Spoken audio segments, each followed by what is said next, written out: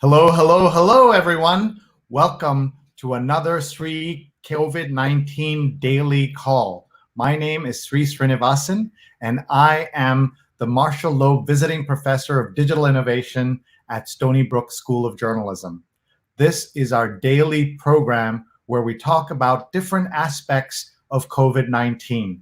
Today, we have a change of pace. It's National Poetry Month, and we wanted to make sure we cover that issue of creativity through the eyes of poetry and through the lens of poetry.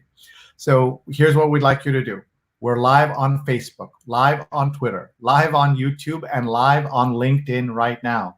Please tag your friends. Please hit share. Please bring people into this conversation. They can join us now or they can join us later if they like. They have that option, but let's get a global conversation going. Tell us where you're watching from if you're able to do so. Jonathan's watching from the East Village. He's always here with his mask. Thank you, sir, for wearing the mask, and thank you for being here. Tell us where you're watching from. Jump in here into the comments and tell us.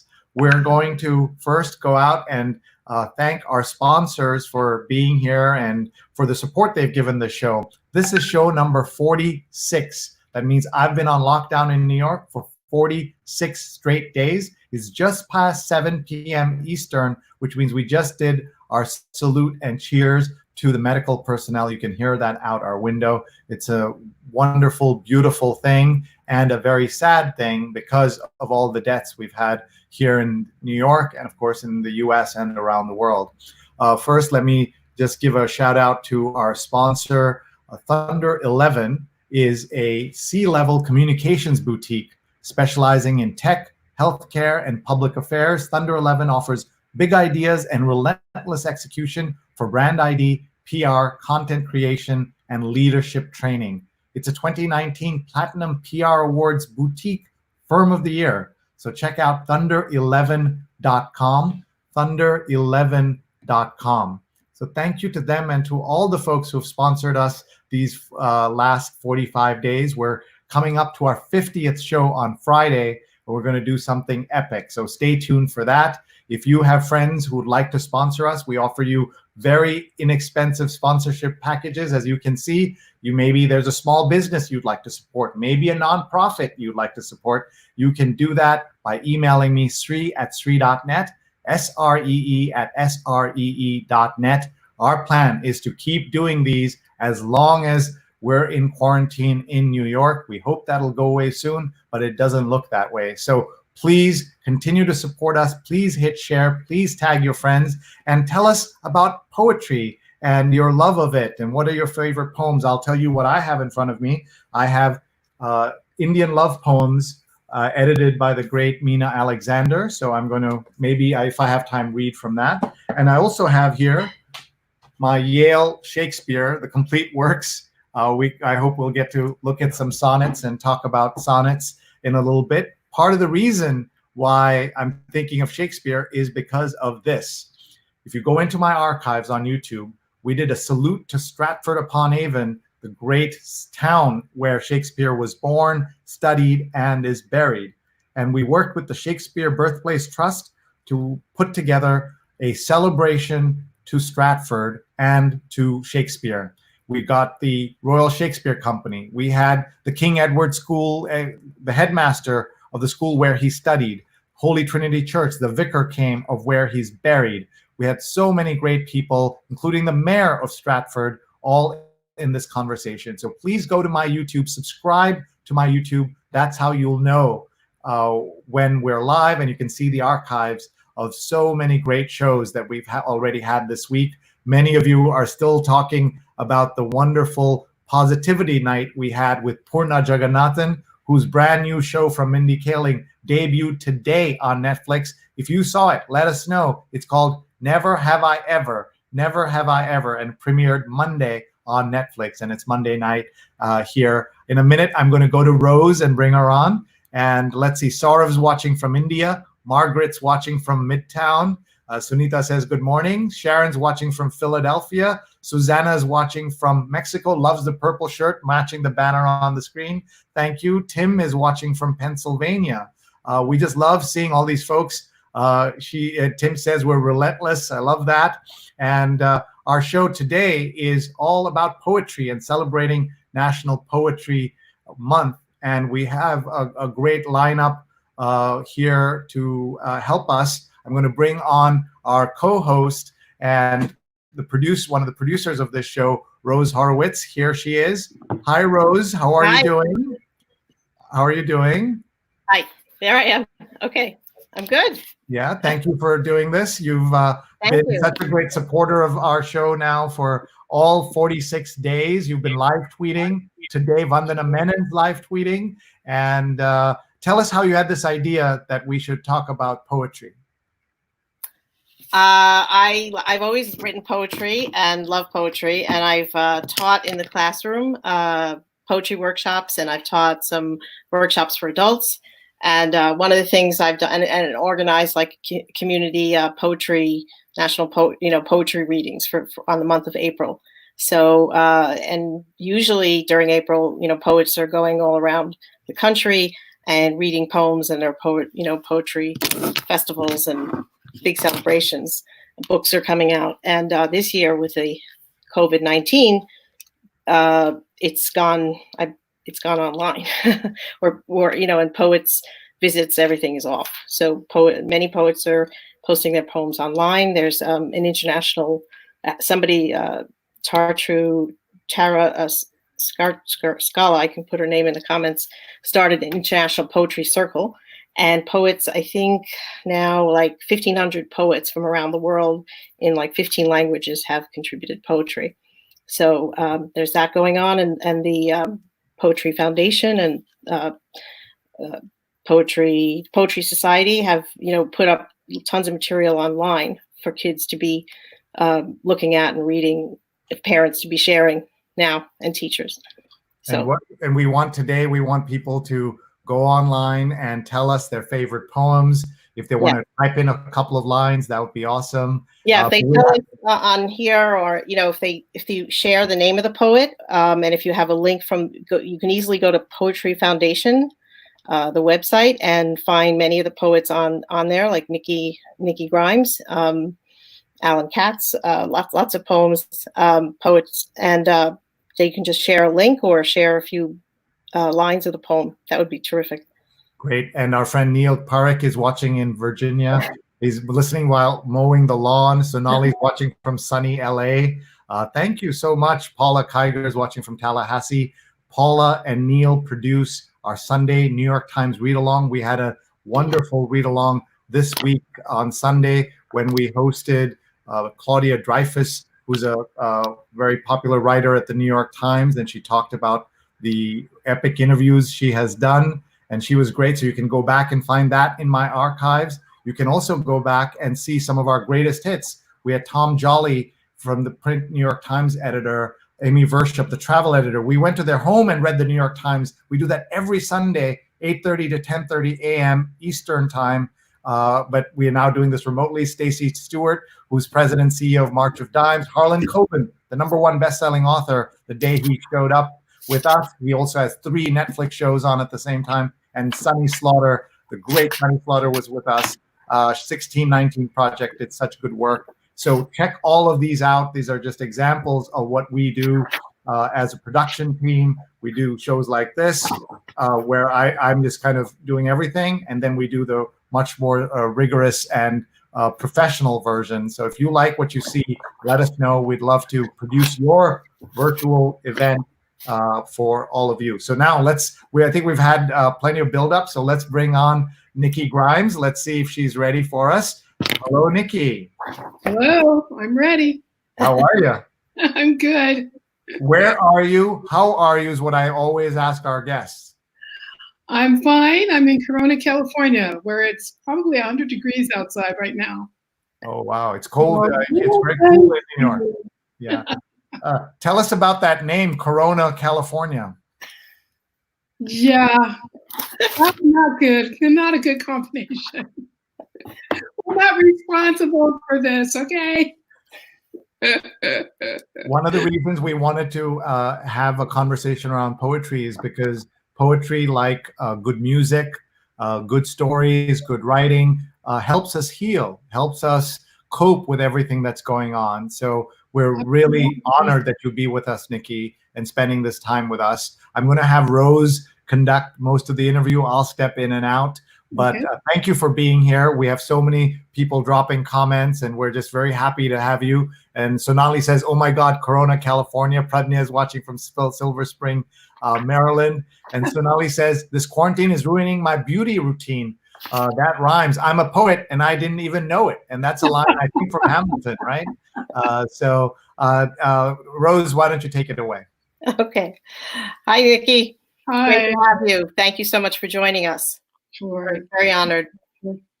Let me ask you, just start. I've looked a little bit on your Facebook and your Twitter pages. You know, what are you doing now to keep your sanity, and what are you sharing with your readers? And well, once this thing got underway and we understood that teachers were going to be doing long distance learning, myself and many other authors got involved with creating videos of poetry readings, in my case, and writing prompts to encourage teachers and to give them creative content to use with their students virtually. So I've been doing a lot of that in addition to writing, keeping myself sane by writing an occasional quarantine poem. I've been posting online, like, let's see. The talk of war too familiar, daily reports of the dead and dying, urban MASH units hastily assembled amid the cacophony of street fights over face masks, and nurses loudly protesting a lack of ventilators. What fresh hell is this? So I've been writing poems just to kind of, yeah. Sometimes I just sort of need to explode. And poetry is a healthy way to do that. That's what I. Thank you. I saw there was one too about the scale in your bathroom, maybe? Oh yes, I don't have that handy. We're not sharing that one today. Okay, people will have to go to your Twitter page to see that one, but it was funny. But initially, it was difficult to write, and so one of the first poems I wrote was a few snatches of words, stop by for a visit, but the rest run for cover. They're in quarantine too, for now. Good. Thank you. It's getting a little bit easier. Yeah. And what kind of response are you getting from teachers and readers, and you know, what prompts? I'm just curious, like what I love to write sometimes from prompts. What prompts have you given? I did one on wordplay. I did one on golden shovel poetry, which is my newest toy to play with in poetry. I love that form.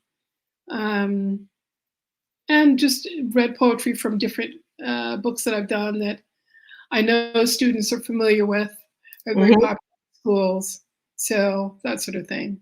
Okay, thank you. And let me ask you a little about yourself. Can you tell us where you were born and how you came to be such a well-known poet? Born in Harlem, New York. Been writing since I was 6. Okay. Yeah. So I can hardly remember a time when I wasn't writing. And my first draw to poetry had to do with my fascination with words. The notion that one word can mean many different things. And the challenge for me of painting a picture or telling a story using as few words as possible. And so that led me right into the world of haiku and later tanka and some of the short forms that I have experimented with over the years. And who would you say, what did you study in college, and who are some of your big influences in poetry? There are many. Actually, my strongest literary influence wasn't a poet at all. My first mentor was James Baldwin, and we talked a lot about just the importance of integrity in writing, and always being thoughtful and proud of the work that you put out into the world, not to compromise in the area of your giftedness. I loved his work, though, because it is very, of course, very powerful, and very, the music of his voices really captured me. They were so authentic. His characters literally walk off the page. And I wanted to be able to create that same dynamic in my work. And but I do it in poetry for the most part. I write some prose, but poetry is my first love, so I always go back to that. Mm-hmm. And any other strong, well-known? I read some, any Black poets that you were particularly reading, aside from James Baldwin, of course, but that's terrific. Well, I mean, growing up in Harlem and doing my first poetry reading at the County Cullen, I was very much under the influence of the Renaissance poets. Mm-hmm. So that's, Langston Hughes, County Cullen, Georgia Douglas, Johnson, sort of that whole lot. Mm-hmm. The Renaissance poets. Mm-hmm. And then I have, developed favorites later along the way. Lucille Clifton, Gary Soto. I love Wendell Berry. Mm-hmm. Mary Oliver.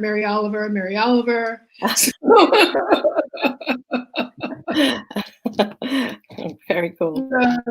Yeah, there are a few out there. And then classics like Yeats was my favorite poet in college. Mm. Wow. I'm just stepping in here, folks. I'm Sree, that's Rose, and that's Nikki. What a great combination of two wonderful writers who are talking about poetry and what's inspired Nikki. Please follow Nikki. She's on Twitter, Nikki Grimes 9, NIKKIGRIMES, the number 9. Is there any significance, Nikki, on that, or that was what was available? No, that's what I chose, and it happened to be available, so that was good. And what about you, Rose? 31? Rose Horowitz wasn't available, and 31 is my birthday in July. Okay, so yes. I hope we're out of the quarantine by then. And I want everybody, including Nikki and Rose, I want to give them a minute just to make sure they can share this on their Twitter feed, on their Facebook. Find me on Facebook and hit share. Tag your friends. What a lovely conversation about poetry. Such a meaningful way to think about the world around us. It's a great form, and we're learning so much. So please tag your friends. Please hit share. There's a chance that somebody out there, you'll put a smile on their face if they get a chance to listen to this conversation live or later. And please subscribe to my YouTube channel, which is youtube.com/Sreenet, SREENET. Let's also show you her website, because that's pretty cool. So we're going to go there and just pick out her website and bring it right onto the screen for you. And there you go. It's the Poetry Zone, Children's Literature Legacy Medal winner, and Nikki Grimes, the Poetry Zone. And you've got all kinds of cool stuff there. You write for adults and for children. Have you focused your website on kids on purpose? How do you mix that? Well, I write predominantly for children and young adults, so I focus on them. Okay. So can you tell us what else we'll find on your website? We'll just explore it a little bit while we're talking here. You'll find audio clips. You'll find video clips from my YouTube website, Nikki's Jam. You'll find all kinds of stuff. I like that you like purple also the way I do. Yes. As an artist, I like that. And yeah, I bore easily, so I do lots of different things. You have poems to go. I don't know if you can see this big enough, but would you read that to us? That one? I think of Oklahoma and my heart cracks like thunder. My eyes fill like rain clouds, and I am lost in a flood of tears. Wow, beautiful. Poems to go, folks. Check that section out. And then we have a whole biography section, an author's life, historically speaking. Oh, I like that photo. Look at that. That's a smile. That's a great smile. And get your new book right here. You're talking about. So you have to be an author today. You have to be sort of a business person also, right? In order to if you're going to make a living at it. Yeah. Talk about that, please, a little bit. How hard is that for you? Does it come naturally? Some writers love it. Some people hate it. Some people are good at it. No, I don't love it, but I know how to do it. And so I just train myself with the things that I know are necessary. I am by nature an introvert, but that was totally useless if I was going to have a career like this. So I trained myself to be something of an extrovert. I just think of it as acting, and I would practice my reading, practice my presentations in front of a mirror. I don't do it anymore, but I did for years until I got comfortable with it so that I could get in front of a camera or a microphone or whatever and appear to be at ease, even if I wasn't. Because I know speaking is certainly a big part of what I do as an author. But yeah, the business part of it is hard. I don't love it, but it goes with the territory. If I want to be able to stay in this business and reach my readers and have my books not just sit on shelves, but sell. So you have to have some kind of marketing savvy. You have to be able to think of your work, even though it is art. It's important to be able to think of it as a product, because that's the way the industry is going to think of it. And so you have to think in terms of how your work can fill the gaps in that market, what those gaps are, and how you can approach the work so that it finds a home in the publishing industry. Thank you, folks. If you're just tuning in, you're listening to Nikki Grimes and Rose Horowitz as we talk about poetry. It's our 46th night of stories and reports and conversations on the daily COVID-19 show. And we're so grateful for your support. Nikki is a Children's Literature Legacy Medal winner and writes for adults, but made predominantly for children and young adults. I'm going to see if she can read that poem that's right on the screen right there. Rainbow Covenant, it's called. Sunshine after rain, heaven's shorthand reminder that dark days are rimmed with light and hope eternal, reason enough to look up. Wow, that's so great. I love this, Rose. What a great idea to talk about poetry in the middle of all that we see around us. Rose, over to you. Okay. Well, I'm part of a poetry writing group, and we had a prompt, and I think it was called Faces in the Light, where we were then writing for 15 minutes. And I found that I started it as like kind of free writing, and then I decided, Faces in the Light, that's 5 words. I'm going to start haikus. And so I had a series of haikus, and I can't find it at the moment, that notebook, but I hadn't typed it up yet.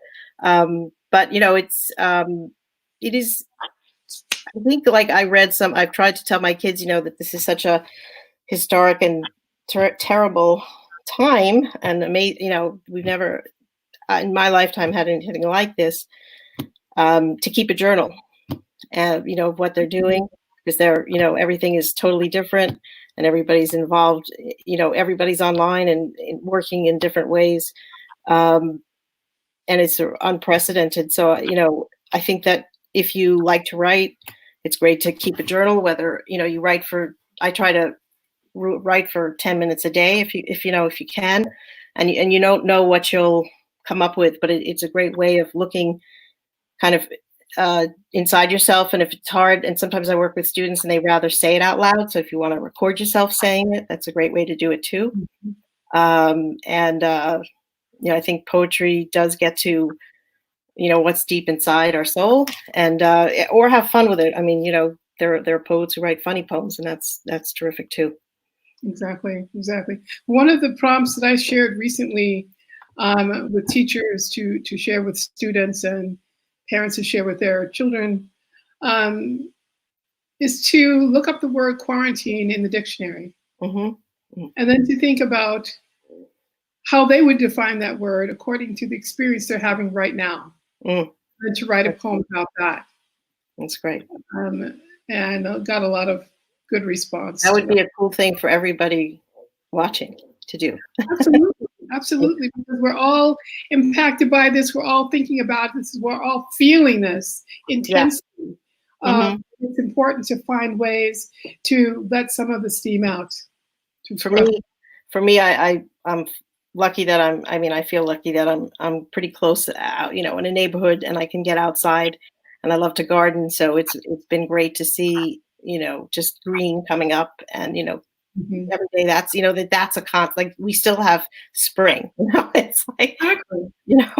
And you have to, and trying to, or just going out and eating eating something outside, even if I'm sitting in my coat, because I'm hearing the birds, even if a month ago the trees weren't blooming, there were lots of birds and that I find very I guess comforting, and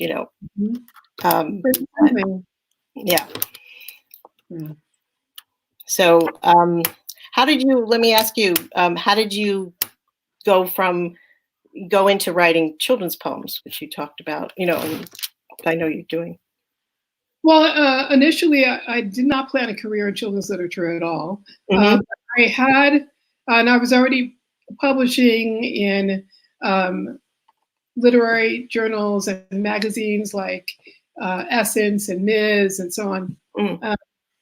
But I did have an idea, or a couple of ideas, for children's books. And I thought, well, I'll just go ahead and do those, and then I'll go back to writing the great American novel.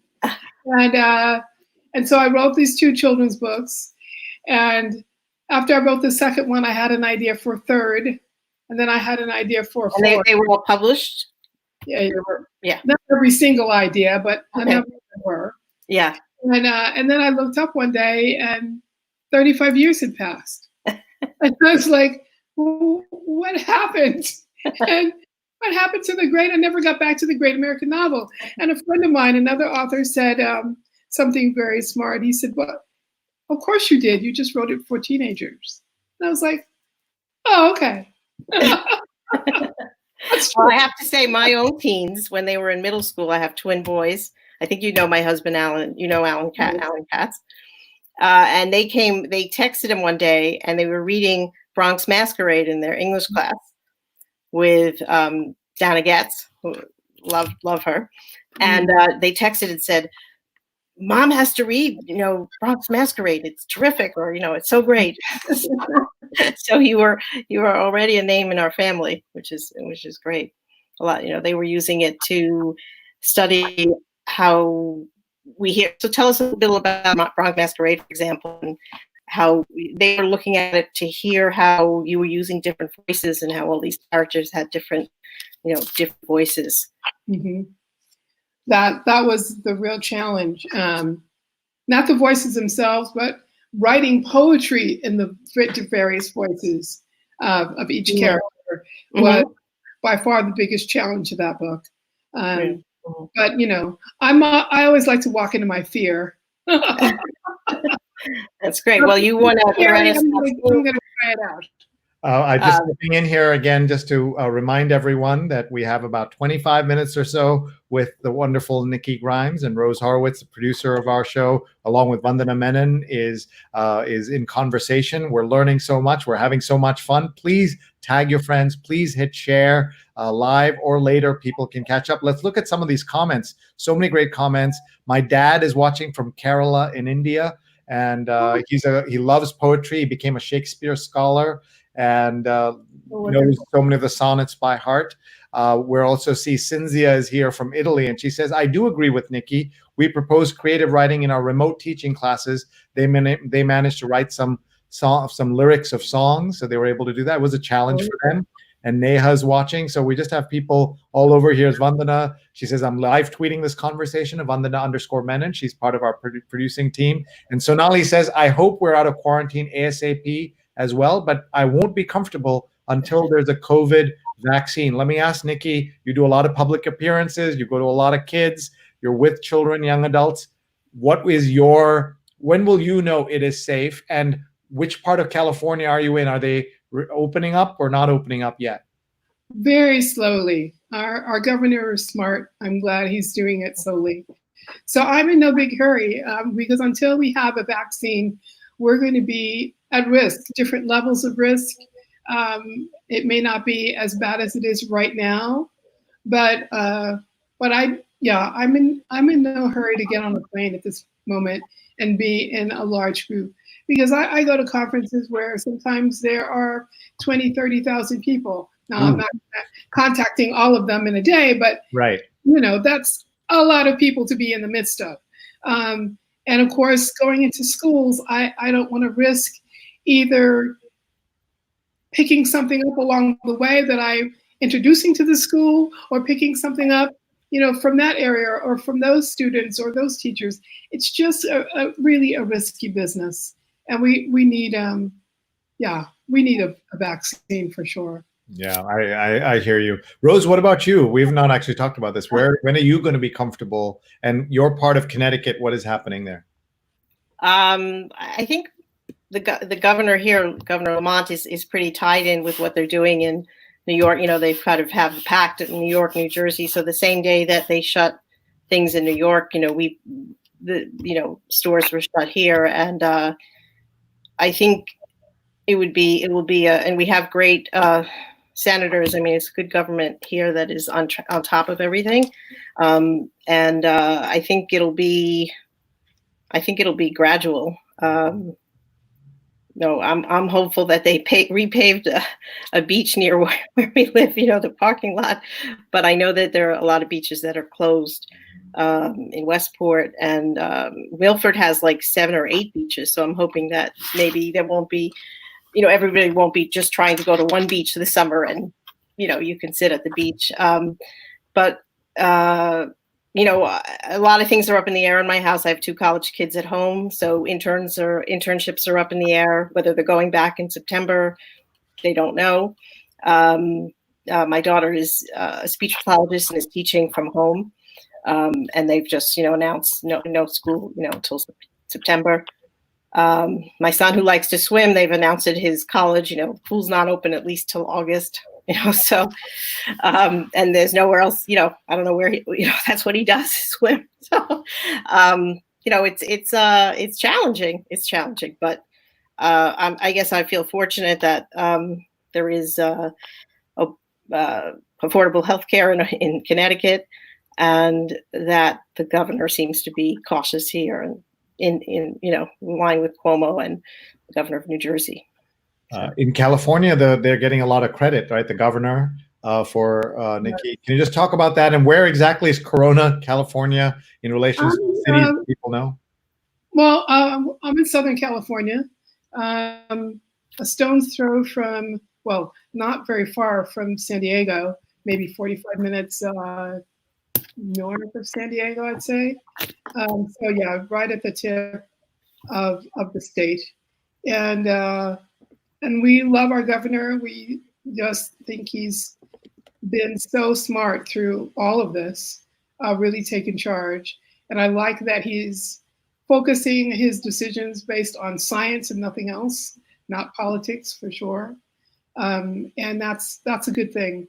It's certainly been a difficult thing for everyone. For myself, since I'm self-employed, I write at home. I'm used to working from home, so that aspect of it is not at all problematic. But I miss people. I just miss people. Doing things virtually is all well and good, and I'm really grateful for that technology. I've never thought I'd be grateful for technology because I'm, yeah. But I am in this instance for sure. But it's not the same. It's a bit of a tease to see someone on a screen, but I can't go see them in person. And, I'm a hugger. I haven't had a hug. I don't even want to count how long it's been since I've had a hug. This is not normal. It's healthy. I don't like it. We hear you. We hear you. I promise this is not a map of your house. I was just trying to find Corona, California. And yeah, so we're just showing that where it is. And where's your beach? Like the beach that you like to go to, you have to drive a little bit? I'm not a beach person. I'm Okay. inland. Although there are beaches everywhere if I want them, but I'm not really a beach person. No, Uh, I'm, however, an avid gardener, so this is a good place for me to be. Anne says hello. Anne Bourne says hello, and she says journaling is cathartic, and she says poets are definitely huggers. Yes, absolutely, absolutely. And Sonali says I've driven from Murrieta from LA and passed through Corona, California. So you should have stopped. Yeah. If she only knew, she would have done that for sure. Tell us about, if you could just think about America and what is happening in this country right now. We were told we're the greatest country on earth in every single way, and then we see a country where even before all this, 40% of Americans couldn't write a $500 check or fly across the country for a funeral if they had to, and now we're in a country where this crisis has hit so bad that we have record unemployment, 20% unemployment, 24 million people unemployed. That's 30, 40, 50 million people affected in families and their circles. How did we get here? What is your sense of it? And have we always been this, but it's been kind of hidden by the stock market and other things? Can you reflect on that for us a little bit, please? I think we have always believed our own hype a little bit too much. We are not as good as we've always thought. I certainly have seen reflections of that in how people talk about racism as if it were a thing of the past. And, those of us who are victims of it are saying, no, it's not. This is still going on very much. But I don't know. We have taken our foot off of, or how can I say, we've taken our hands off the wheels too much, and just left all the big decisions to someone else, to government, to people who we're not really in touch with, who are not as engaged in governing as we need them to be. They're engaged in golf and dinners and getting lots of publicity, but not so engaged in lawmaking, legislation, and in taking care of the people. Taking care of lobbyists, yes, but the rest of us, not so much. And so we're really seeing that everything is just sort of lived large now, and we're seeing who we really are. I think that's a good thing, ultimately. My question is, what are we going to take away from this experience? How many of us will be changed, and in what ways?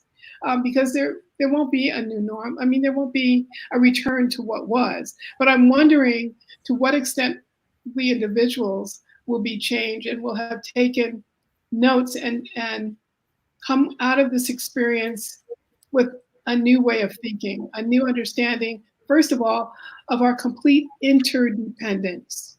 This idea, this, me, we hit the wall with that and we realized, no, we've got to be thinking about the other guy. We have to look out for each other. We depend on each other far more than we realized. And now we're faced with it. I'm hoping one of the things that happens is coming out of this is that people have a true appreciation for the value of teachers, for instance, who are doing just phenomenal work, as well as caregivers and medical people and just people who serve us, who are in the service industry that we rely on as a matter of fact. And all of a sudden we realize, wow, these are really essential human beings. In fact, yes, we're all essential. And hopefully we'll recognize that a great deal.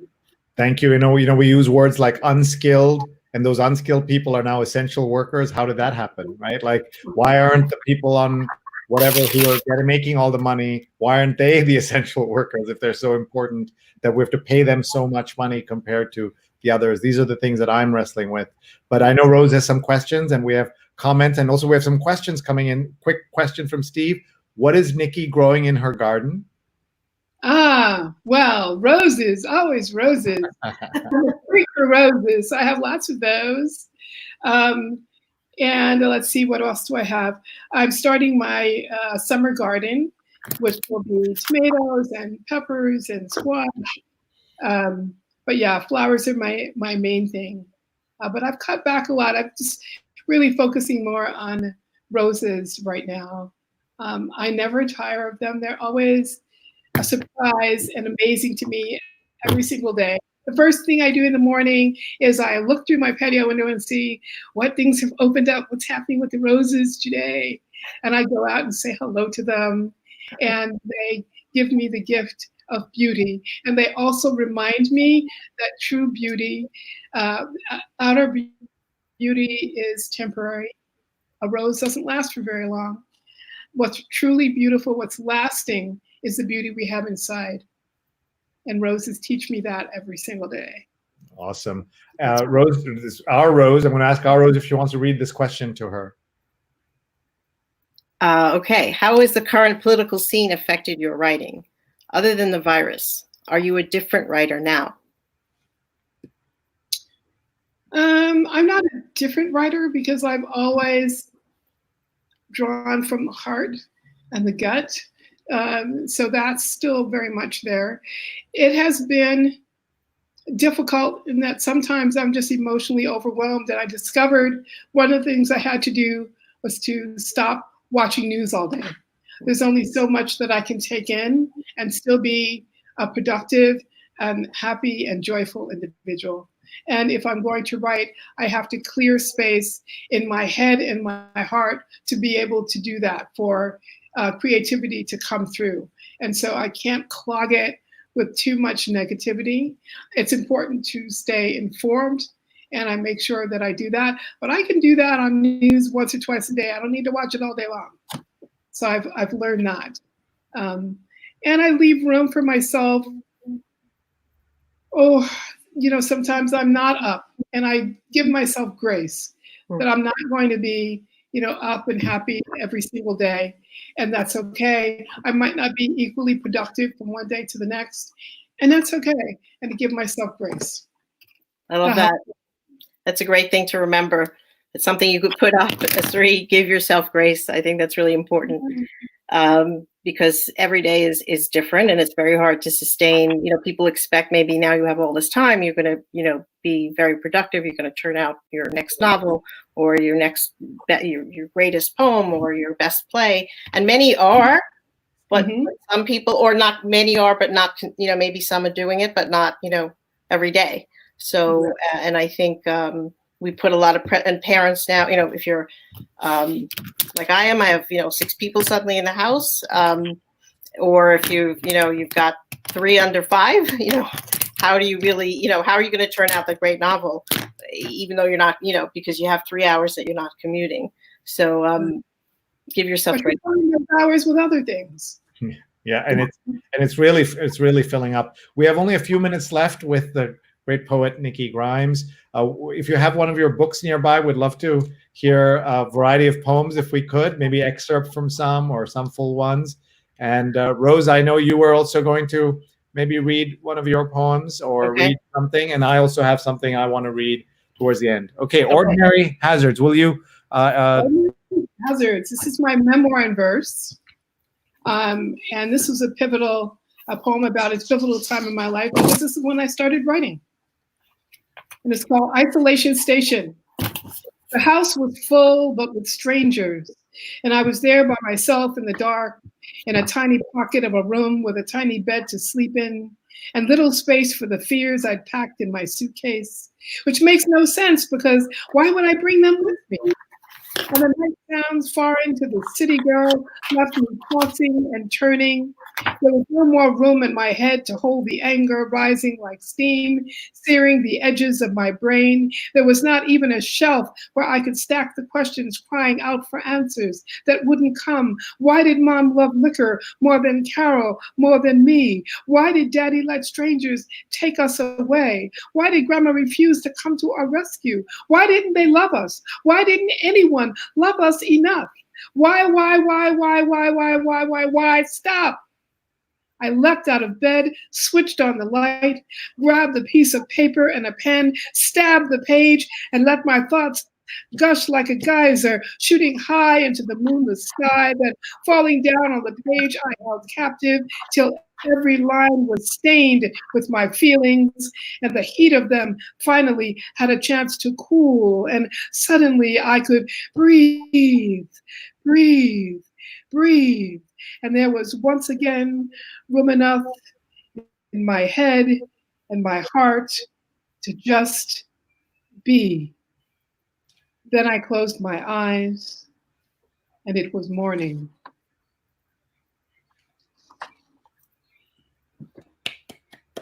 Thank you. Thank you. It's beautiful.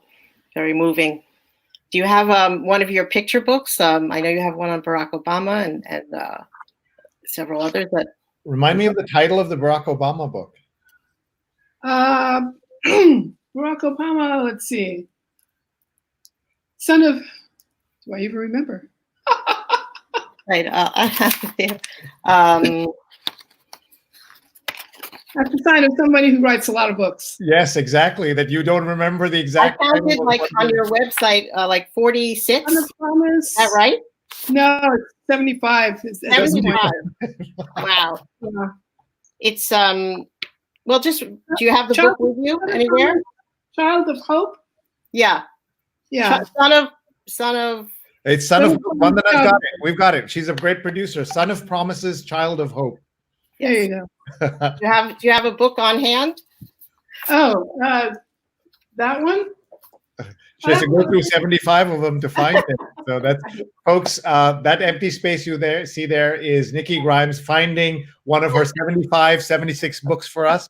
That tells you, those of us who struggle to write one book or even a second book, that she has written so many that they won't all be, easily pop into her head even. I can't imagine keeping track of 50, 20, 10, and here she is, 75 books. Okay, this is just one page I just turned to. Can you hold it up so people see? Nice. I've seen it in book fairs. It's beautiful. Your book's so beautiful, and I've read a few of them. Yeah, I don't have your 75, but thank you. Barry's mind spun like a top. How could he know which way to go? Listen, said Hope, and he did. There it was, the answer repeating like a chorus in his ear. Education is the key, said Gramps. Education is the secret, said Toot. Education is the way, said Mom. Education is the path, said his father. Remember, it's in the blood. Now her book, I know she's modest. It won the ninth. I think the you tell me. I don't want to be wrong on this. Which award? She can't even remember her awards. What are you talking about? How would she remember her awards? I remember the ones from this year. Was that? Let's see. No, I'm thinking which. It's okay. It doesn't matter. We just award-winning author is what we say. Award-winning author, poet. Rose, do you want to read us something? Okay. Show us what you're reading, please. Okay. Well,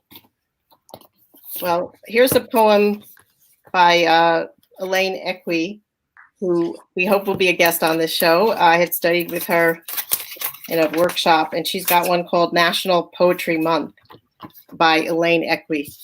EQUI. EQ, yes. And she's on Twitter at Elaine Equi, the name.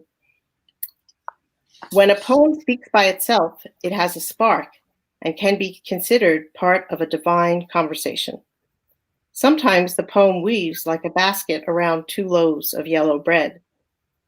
Break off a piece of this April with its raisin nipples, it says, and chew them slowly under your pillow. You belong in bed with me. On the other hand, when a poem speaks in the voice of a celebrity, it is called television or a movie. There is nothing to see, says Robert De Niro, though his poem bleeds all along the edges, like a puddle crudely outlined with yellow tape. at the prime scene of spring. It is an old poem, he adds. And besides, I was very young when I made it. So, and you want another poem? I have a poem about the garden. I was thinking about you that I wrote in a chapbook called Still Against War, which is a chapbook dedicated to the poet Ponto, who passed away in July at the age of 98.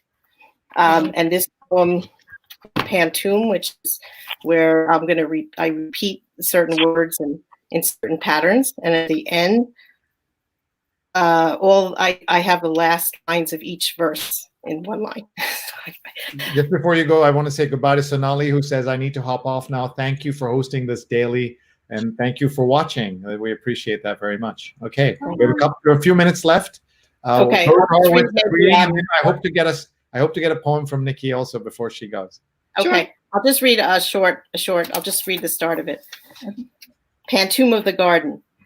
In the course of the unfolding of a day, there is a moment when the balloon flower pops open. It so happens we are away. Could we be but a bee in the bower? There is a moment when the balloon flower grows so tall it leans over. Its boxy bud pops open. It so happens we are away. When the heat breaks, we hope for a small flood. I'm gonna stop there. Thank you. Okay, so I'm going to read The Mystery of Memory, number 2, from Ordinary Hazards. Trauma is a memory hog. It gobbles up all available space in the brain, leaves little room to mark daily happenstances or even routine injuries which are less than life-threatening. Innocuous classroom feuds, gone. Who pulled whose hair during fire drills? Couldn't tell you. The name of the new teacher in the new school, the mascot and location of which were singularly unremarkable, don't even ask. The bloody parade of painful days have ground such sweet details into a fine layer of dark dust, blown away by time, leaving me with a multiplicity of blank spots. But don't worry, I've bridged the gaps with suspension cables forged of steely gratitude for having survived my past at all. Wow. Thank you. Beautiful. Wow. That's Beautiful. great. Thank you. I'm going to read a quick poem from Indian Love Poems, which is a beautiful little book that I recommend to everybody. It's from the Everyman's Library Pocket Series, and it's edited by the late, great Mina Alexander, who was a professor here in New York at the Graduate Center, CUNY Graduate Center. Okay. And I think you can see it. Let me just blow this up here a little bit. And it says, "My love, although I conquer all the earth, yet for me there's only one city. In that city, there is for me only one house. And in that house, one room only. And in that room, a bed, and one woman sleeps there, the shining joy and jewel of all my kingdom." And this is a poem from Nice. 15th century Srivara, compiled by Srivara, translated from the Sanskrit by John Brough. And I love that poem and this little book. It's a great little gift, and it's full of beautiful poetry by some by Mina and others. And I recommend it to everyone. So if you're interested, please check that out.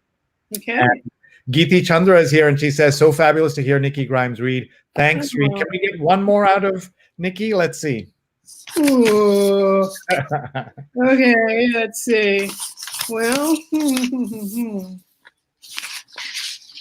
how about getting started from, no, I won't do that one. I'll do Sweep from, let's see, Between the Lines, which is a companion to Bronx Masquerade. Sweep by Marcel Dixon. It's that character's voice. Sweep, that's a good word. The way cops roll up on the hood, treating black boys, black men like dirt. That's what you sweep up, right? I've seen them swoop in billy clubs swinging, the only kind of brooms they need to gather up any bodies unlucky enough to be at the wrong place at the wrong time, like my dad. Too bad, so sad, your dad got busted in a war he never enlisted in. I watched his face get shoved to the ground. Never mind that no drugs were ever found on his person. He is a person, remember? Did they? Either way, his arrest was hardly what you'd call a waste. After all, it did help one cop make his quota for the night. Wow. Before we say goodbye, we're so lucky to have had Nikki Grimes with us. We want to give you a chance to share any final thoughts for the moment, and we hope you'll come back in the months ahead. And we wish you, of course, the very best in your writing and in your outreach that you do to children all over the country and all over the world. Thank you. Thank you. Well, I just would encourage you to make use of this time to create art. In addition to writing, I make cards and I draw and I paint, and it isn't really about anybody else. It's about my own joy. Find whatever your joy is and exercise that joy. It's important as we go through this time that we hang on to our joy, that we come out on the other side with that intact. Wow, that is great. What a great way to think about this. We'll let you go, Nikki. Thank you so much. People, please go to her website, nikkigrimes.com. Please follow her on Twitter. Anne says, bravo. Steve says, this has been wonderful. Thank you so much. And on our Parks Alliance read-along today, we had our youngest author, 9-year-old Eval Sarai Johnson, who wrote her book when she was 8. So in the old days... Oh, my goodness. I love it. I am so jealous of little Sarai, Eva Sarai. So, but thank you so much, Nikki. We wish you the very best, and please stay safe out there in California. Thank you so much. All right, folks, that was our guest, Nikki Grimes. Rose, well done. Great guest, a great get, as they say.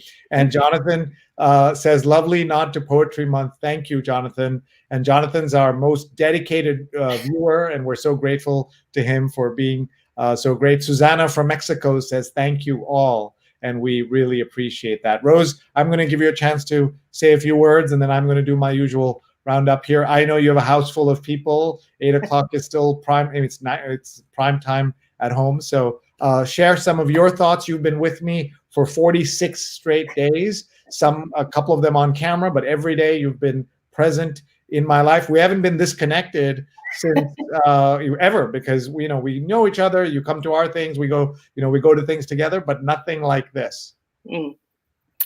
Well, okay. It's intense, and it's kind of like amateur TV. 5, 4, 3, 2. We're live, and when I'm on the air. It's been great. It's been great to see so many, sort of meet so many people through this show, doctors on the front lines, and a Bollywood actress. And last night it was the actress who is going to play the mom in a new Netflix series,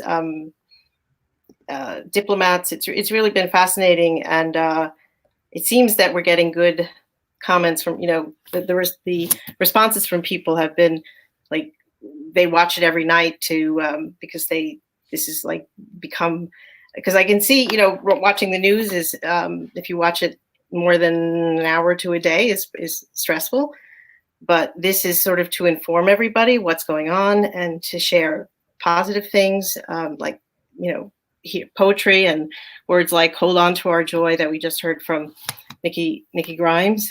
So I really enjoyed doing it. So thank you. But thank you. And this is what we say.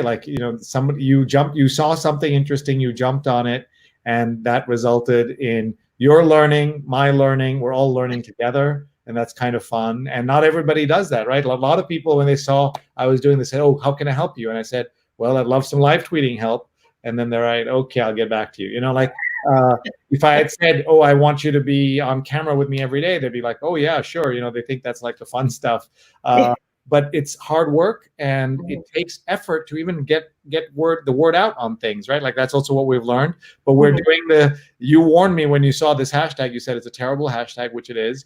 But we've done pretty well on our reach. As you can see, we've had 1,000 tweets, 1,600 tweets. A lot of them are from you, Rose, and our friend Vandana, who's the other producer. But I love looking at this and seeing how many times you have tweeted. You've tweeted 228 times, and you can go back and read all of them. And there's Vandana. Vandana has to catch up. She's got a little ways to go, but she can overtake me very easily. And all of this is to say, oh, sorry, I wasn't showing the screen. Oh my God, I'm so sorry. I'm just happily reading the screen. You must have been wondering what the heck was going on. Sorry to our audience. I was trying to show our great numbers here. Now you can see it, right, Rose? Yes. Yeah.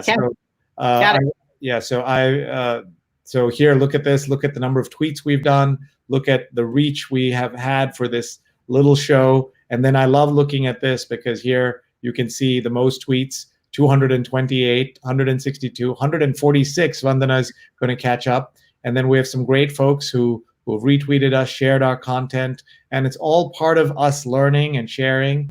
And some of the pictures. Ooh, look at that photo. I don't know what that. Who selected that for a tweet? I don't know. And then we have to remember the amazing session we had that you helped curate, where Alan Katz, your husband, hosted a bunch of children's authors, and we laughed and laughed and laughed, and some really famous people who, when I told my neighbors, here's who I was talking to, they couldn't believe it. They were like, oh my God, my kids love those. And Vandana just texted us saying, I have a lot of catching up to do. So we're just. Well, I have to say, I have to credit Alan tonight too, because he knows Nikki from. Well, I met her at a reading in the Hudson Children's Book Festival, which is held in Hudson, New York, and she was reading there as reading and signing her books. And I met her when Alan did a reading there, and he helped connect me with her for this. And she was, I think, we were getting some traction that people like that are saying yes, which is great. Just I'll say a word when I tweet. I tweet the first tweet, but I tell a story. So if you go and look, like last night's about the Purnam, about and the Never Have I Ever, Never Have I Ever. She told a great story of how she was never thought of herself as an actress. She was in the advertising business, and then suddenly, she said it wasn't interesting to her. She wasn't invested in it, and had taken some acting classes and just started pursuing that. And took classes with famous, through some famous poetry. I think she started at one of the famous acting schools and then taught, took it privately. She's part of so she told the story of what it's like to be not only a woman finding roles, but to be an Indian woman, and how it used to be that there was, I think I have a quote from her, that all of her friends auditioned for a non-speaking role in ER years ago. All these Indian women, that's right. Yeah. Non-speaking role, Yes, and now they're getting speaking roles, but they still need to be more diverse, because I guess apparently they're often cast as a really smart doctor, very ambitious, very driven. But like she's exploring in her own work, she wrote a play about domestic, rape and sexual. The Nirbhaya play. We have some great comments. Sheikh Mohammed Adil is watching. Sheikh, where are you watching from? Tell us where you're watching. He says, great work, guys. Keep going. Together we can defeat Corona. I love that. And Aziz is watching from Bengaluru in India. We love seeing that. It's very early in India. It's something like 4:30, 5 a.m. or it's very early, I guess. So Aziz maybe either going to bed or getting up. Who knows in these Corona days? India's under quarantine till May 3rd. They may extend it. They may not. It all depends.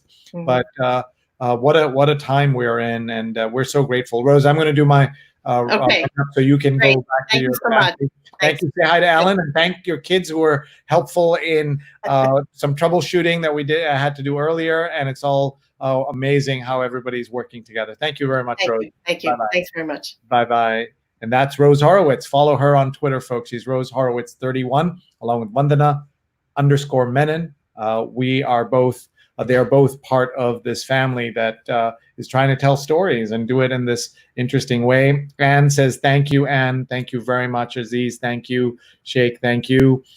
We have so much to learn about everything that's happening and what's happening with this disease. I've got some great shows coming up. I want to tell you, we have our 50th show coming up on Friday.